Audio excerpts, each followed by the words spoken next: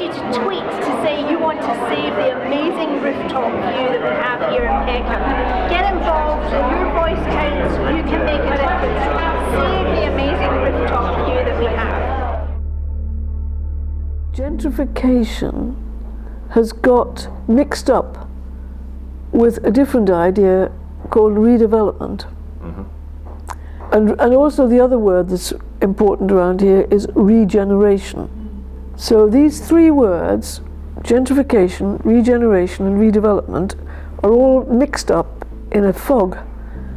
And the fog is having a very bad effect on London and also on Peckham. To start with, redevelopment is what it says, you redevelop. And unfortunately, in the planning system, what we have now is when people say, and they say, we must regenerate an area because it's run down. That seems to mean you draw a line around an area and the developers say, what can we buy that we can demolish, that we can build something nice and shiny? And that's a very narrow understanding of what can happen in terms of regeneration. So the word regeneration has got quite debased now in terms of this redevelopment. So I would say insofar as that affects Peckham or any other part of Southwark Borough, it's bad. It's bad right across London. It's also incredibly unsustainable because demolishing buildings that are reusable is very wasteful. It also creates toxic fumes in the air, it pollutes the air, never mind all the more transient things like the noise and the disruption. So why on earth would we demolish buildings that can be reused? And we're sitting in one. Yeah. When we came onto this site, was it now 13 years ago, the whole lot was scheduled for demolition. And so what are the hopes? I would say the hopes for Southwark, for Peckham, for Southwark and for London is that we make a breakthrough from the community's understanding of the disastrous road that we're on, of demolishing things that shouldn't be demolished, both for the physical environmental consequences and also for the social and community consequences, which are unnecessarily bad. We have managed to prove in Peckham a physical example of what might have happened, what has happened, and why that's happened. We stopped this idea that to regenerate a place, you had to draw a line around a site and demolish it all and build anew. We've proved that there's actually a different way of thinking about it.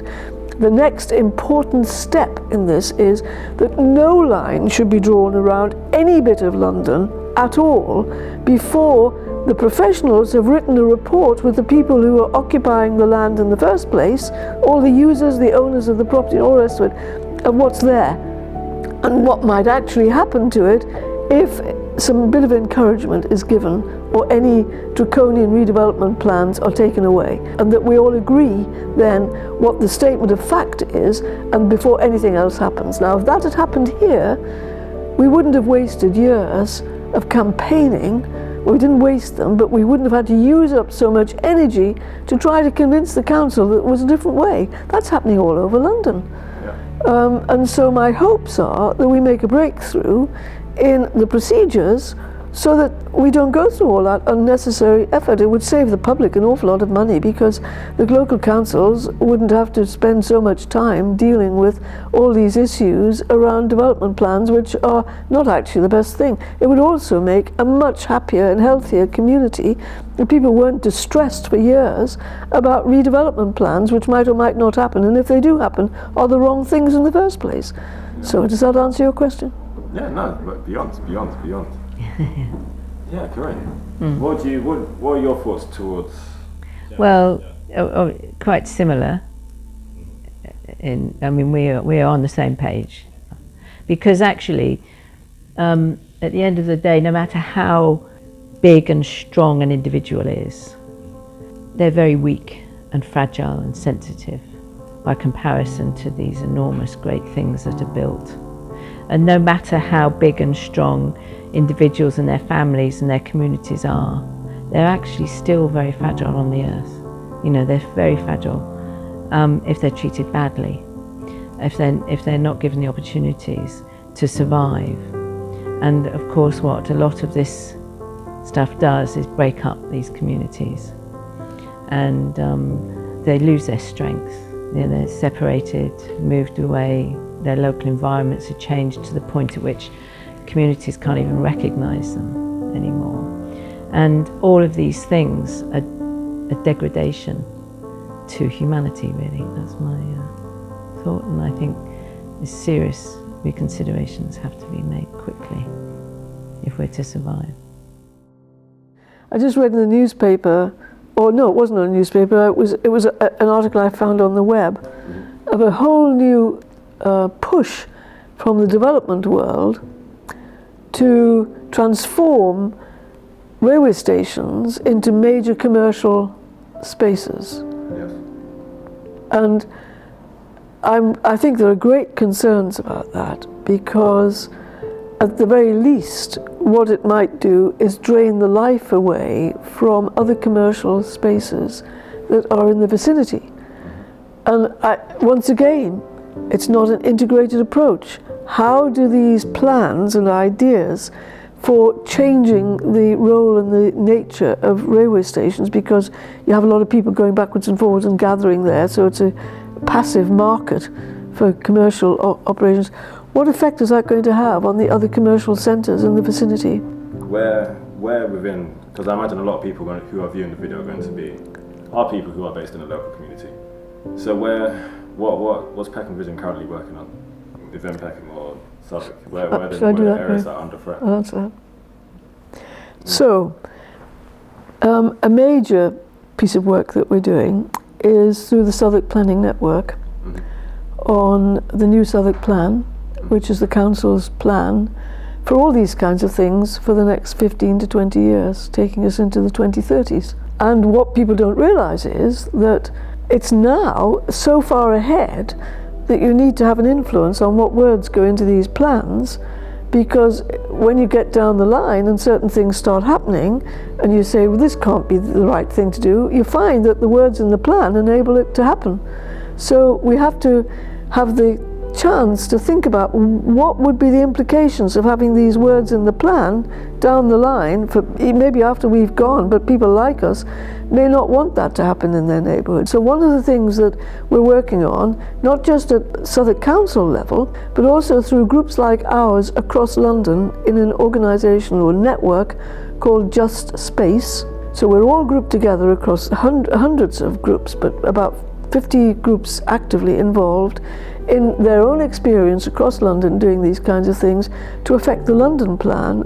We're putting on workshops across the borough to help people understand what the issues are and to help them find the right way to make their comments at this critical stage leading up to the public inquiry on the new Southwark plan, which might happen at the end of this year or the beginning of next year. And so we're repeating some of the workshops that we did a year ago in places like the Elephant and Castle, where we did that and people put representations in then, and we've now got to do it again on some of the policies that have been changed. We've just been in the 10th community workshop since the beginning of January, which is helping people to think about the new Southwark plan, the council's plan for land use across the borough for the next 15 to 20 years.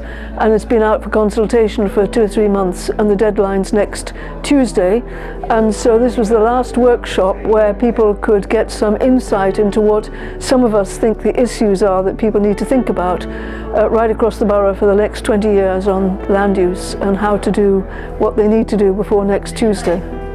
What would you say is the importance of holding meetings like this? Well, without this kind of information, people would not be able to get to grips with the complicated bureaucratic planning documents. It's essential, but there's not just this meeting. We've been working on this now since October to prepare for these meetings and trying to interpret the bureaucratic planning documents into ways in which people like us who live across the borough can understand them without having to spend hours and hours and hours trying to understand them. So it's an essential part of helping people to engage in this important consultation. We have a very particular campaign in Peckham, which we're just starting properly now, on a building that's called the Old Mill Building in Copeland Road, just behind the Copeland Park site. It was built as a factory, what they called a manufactory, for wine, British wine, sweet wines, but a huge building that you wouldn't get now. And that is threatened by the redevelopment plans for the Blackpool Road site, which is another major part of the land behind here, which again has had a line drawn around it and everything to be demolished, including this building. So we have organised with the people who have the lease at the moment, which is a church called Community Outreach Ministries, and they have agreed with us, and we're organising together a drop-in session every Wednesday evening between 6:15 and 7:15, and then we're encouraging and publicising the opportunity to go and visit the building, because we want to gather people's views about the value of the building to the community as a community asset, so that we can put that in evidence to the public inquiry. There's lots of children in this area who would never hear these kinds of conversations, and how do we help the local authorities to recognise that they need to be part of the conversation? Because we know that when decisions are made without the next generation, they have to live with it. So, that's a wonderful question, and it's absolutely fantastic because we've got a wonderful answer to give you. 40 years ago, I had been involved in producing a punk record in a campaign by a group called Peckham Action Group, which is very similar to Peckham Vision 40 years ago. And what that was campaigning about was to stop the council from demolishing all the buildings on the north of Peckham High Street, all the way from Peckham Road right to where the current post office is. That was a very long stretch. And it took us from 1977 to 1982 to win that battle. And during that process, we made this punk record by a band called Crisis, and they called the record No Town Hall Southwark, because the plan was to demolish all those buildings, all that land, to build a new town hall. I then discovered a few years ago that the record had become a very important record in punk history. But this was the first time that a band had created a record that was linked to a real political campaign on the streets. And we need to expand our message about things don't just happen, we can actually make them happen by coming to events like this when we've got a connection. And we've got two important connections here. One is the record from the past, which is real music, and it's still alive today, and the words are all still relevant. And also the fact that none of this could be happening today if we hadn't done what we did 10 years ago. No!